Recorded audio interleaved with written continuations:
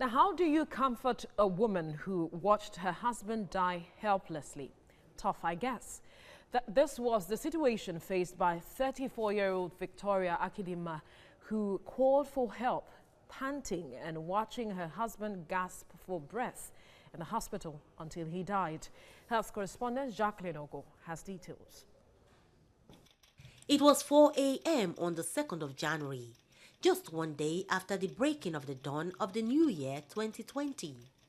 Kenny Akidimah, a 42-year-old University of Lagos graduate and a member of the Mountain of Fire and Miracles Ministries, woke up his wife with a complaint of difficulty in breathing. He was an asthmatic patient.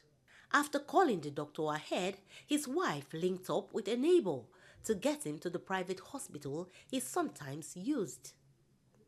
According to her, he was put on oxygen immediately he got to the private hospital. But the oxygen finished, and that led to him being eventually moved to the General Hospital, Ikorodu, at about 8:30 a.m., where the drama that eventually led to his death began. I was just saying that we attend to him, Before I go back again, nobody's with my husband. I should go and collect that. I should go and collect food. All these things take for a while. At the end of the day, I go here. That he has given up. His camera-shy neighbors spoke with TVC News, with the one who accompanied his wife speaking first. We entered and we were shouting that please they should bring oxygen, they should bring oxygen. They were just shouting, they've called the technician to come and give him oxygen. I was like, is it the technician that will give him oxygen, or the, the auxiliary nurses that are there that are supposed to fix him up, or even there's supposed to be a standby doctor that will attend to emergency cases. Very nice man. Very peaceful man. I really want the government to ensure people are promptly attended to during emergencies.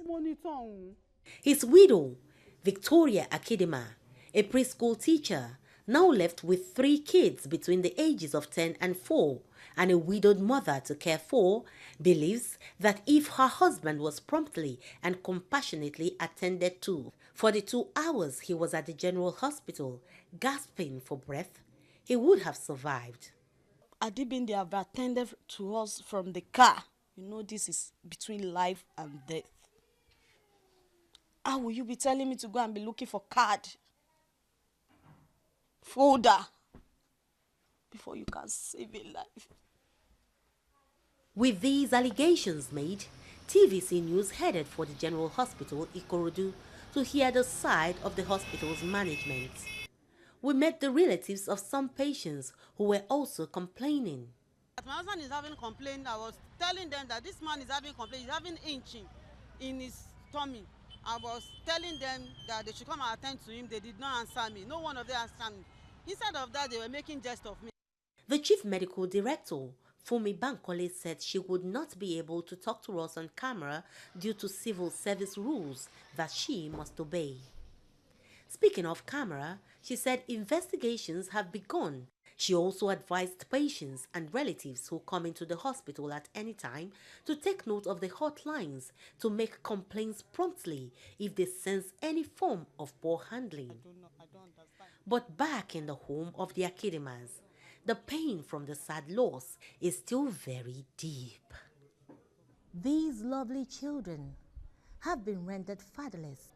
Their mother is a preschool teacher, earning so little.